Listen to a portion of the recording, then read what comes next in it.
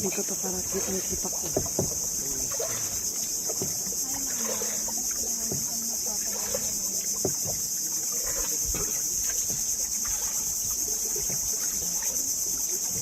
Lang po ako ng mga kunting information about po sa tourist attraction namin dito sa lugar.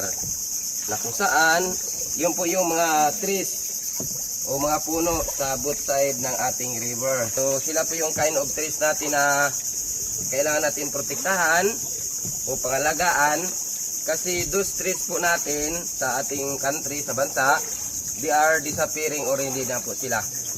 So unti-unti na po silang nawawala sa ating bansa.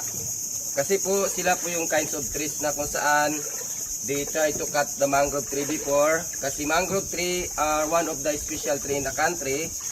Sila po kasi it's a hardwood tree din po sila, klaseng kahoy. Kaya po those are some reason po na some other Filipino before, they are trying to cut them to earn money.